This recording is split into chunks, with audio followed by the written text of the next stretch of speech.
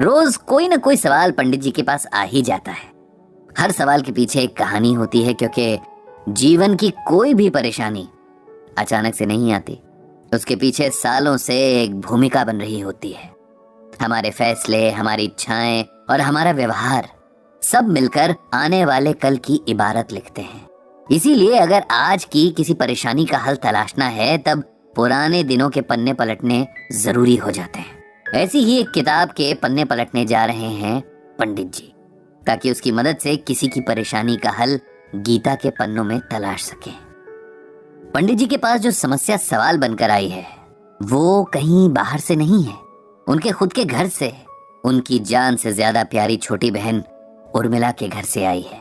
हालांकि समस्या उर्मिला की बहू दिव्या ने उन्हें कल शाम फोन पर बताई है, लेकिन पंडित जी वो ये जानते हैं कि अगर उन्होंने इसका हल ना निकाला तो उनकी बहन की जिंदगी भर की मेहनत बेकार हो जाएगी। जिस सपने के पीछे उसने अपना जीवन होम कर दिया, वो बिखर जाएगा। ये सोचते हुए पंडित जी की आंखों के आगे अपनी बहन का पूरा जीवन तैर गया। 3 भाइयों की इकलौती बहन थी उर्मिला, सबसे छोटी भी थी, इसीलिए माँ बाप के साथ भाइयों की भी लाडली थी। तीनों भाइयों की पूरी कोशिश रहती थी कि उनकी बहन को कोई परेशानी ना हो, उसकी कोई फरमाइश अधूरी ना रहे, उसकी आंखों में कभी कोई आंसू ना आए और पैर तले कोई कांटा ना चुभे। लेकिन अगर हमारे चाहने भर से जिंदगी चलती तो फिर किसी को भी कभी कोई परेशानी होती ही नहीं।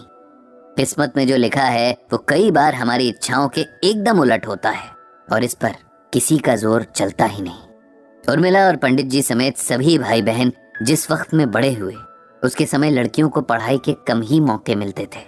फिर भी उनके माता पिता ने उर्मिला को 8वीं कक्षा तक पढ़ाया और फिर एक बहुत अच्छे परिवार के पढ़े लिखे लड़के से उसकी शादी भी करवा दी। उर्मिला का जीवन बहुत अच्छा चल रहा था। उसका पति बहुत समझदार और सुलझा हुआ इंसान था। भगवान ने एक बेटा और एक बेटी देकर उनके परिवार को संपूर्ण कर दिया था। जिस तरह के जीवन की उम्मीद कोई भी लड़की कर सकती है, उर्मिला के जीवन में वो सब कुछ था। लेकिन किस्मत को शायद कुछ और ही मंजूर था। एक शाम ऑफिस से घर लौटते हुए उर्मिला के पति की रोड एक्सीडेंट में मौत हो गई। एक हंसता खेलता परिवार जैसे अचानक से दुखों के पहाड़ के नीचे आ गया। उर्मिला खुद इस सदमे से उबर नहीं पा रही थी तो बच्चों को क्या संभालती। किसी तरह बहुत समझाने बुझाने के बाद, बहुत लंबे वक्त के बाद उर्मिला थोड़ा सामान्य हुई। अब उसके आगे एक लंबी जिंदगी थी जिसे उसे अकेले काटना था, साथ ही दोनों बच्चों का भविष्य भी देखना था। जब जिंदगी की कड़वी सच्चाइयां मुंह के आगे खड़ी हों, तब इंसान को शोक मनाने का भी वक्त नहीं मिलता। यही उर्मिला के साथ हुआ।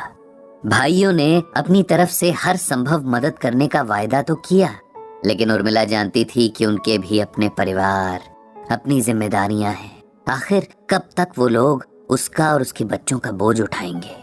उसे खुद ही कुछ करना होगा। वो ज्यादा पढ़ी लिखी तो थी नहीं, इसीलिए कहीं अच्छी नौकरी उसे मिल नहीं सकती थी और इसीलिए उसने सिलाई का काम करने की ठानी। ब्रजभूषण जी से वो तीनों भाइयों में सबसे ज्यादा करीब थी, इसीलिए उसने इस बारे में उन्हीं से सलाह मांगी। भाई को बहन का फैसला सही लगा, सो उन्होंने उर्मिला का पूरा साथ देने का वायदा किया। ब्रजभूषण जी ने उर्मिला को सिलाई का डिप्लोमा करवा दिया। धीरे धीरे घर पर ही उर्मिला को सिलाई का काम मिलने लगा। मेहनती तो थी ही, साथ ही अच्छे नेचर की भी थी, इसीलिए काम लगातार बढ़ता गया। जब काम बढ़ता गया तब उर्मिला ने अपने आस पड़ोस की महिलाओं को सिलाई सिखाकर काम देने का फैसला किया। इस तरह कुछ ही सालों में उसका अच्छा बड़ा सिलाई केंद्र बन गया था, जिसमें उसकी तरह की कई जरूरतमंद महिलाएं काम करती थीं और एक रिस्पेक्टफुल जिंदगी जी रही थीं। उर्मिला के दोनों बच्चे भी होनहार निकले। दोनों ने खूब पढ़ाई की और अच्छी नौकरियां पाई। उन दोनों ने उर्मिला से एक फैक्ट्री खोलने को कहा ताकि और ज्यादा महिलाओं को रोजगार मिल सके। इन सब में पूरी तैयारी और मदद उसके दोनों बच्चों के साथ ब्रजभूषण जी ने भी की। जिस दिन फैक्ट्री का उद्घाटन था, उस दिन ब्रजभूषण जी अपनी बहन के प्रति बेहद गर्व का अनुभव कर रहे थे। उनकी बहन ने अपनी विपरीत परिस्थितियों को खुद पर हावी नहीं होने दिया था और अपने साथ जाने कितनी महिलाओं को संकट से उबार लिया था। बेटी और बेटे की शादियां करके उर्मिला ने अब उनके प्रति अपने दायित्व पूरे कर लिए थे। उनकी बहू दिव्या ने मैनेजमेंट की पढ़ाई की थी और अब वो अपनी सास के साथ फैक्ट्री संभाल रही थी। सब ठीक चल रहा था, लेकिन एक दिन उर्मिला बाथरूम में फिसल कर गिर गई और उसकी कमर में बहुत बड़ी चोट लगी, जिसकी वजह से डॉक्टर ने उसे पूरे 6 महीने के बेड रेस्ट के लिए कहा। 6 महीने में हालत सुधरने के बजाय बिगड़ती चली गई और उर्मिला तमाम इलाज के बावजूद बिस्तर से लग गई। अब घर और फैक्ट्री की सारी जिम्मेदारी दिव्या पर आ गई। उसने कोशिश तो पूरी की, लेकिन उर्मिला के फैक्ट्री न जाने से वहां के कर्मचारियों के बीच कई तरह की समस्याएं आने लगी। काम से ज्यादा काम चोरी होने लगी, अनुशासन खत्म होने लगा, जिससे काम पर फर्क पड़ता और कारोबार पर बुरा असर होने लगा। इसी समस्या से परेशान होकर दिव्या ने पंडित जी को फोन किया था। वो जानती थी कि उनके पास कोई ना कोई हल जरूर होगा, कोई अच्छी एडवाइस तो वो जरूर देंगे। पंडित जी ने उसकी तमाम शिकायतें सुनी कि फैक्ट्री में काम करने वाली महिलाएं देर से काम पर आती हैं, काम चोरी करती हैं, वगैरह वगैरह। पंडित जी ने कुछ देर सोचा और फिर दिव्या को श्रीमद् भागवत गीता का ये श्लोक सुनाया। यद्यदा चरति श्रेष्ठस्तत् देवेतरो जनः स यत् प्रमाणम कुरुते लोकस्तदनु वर्तते।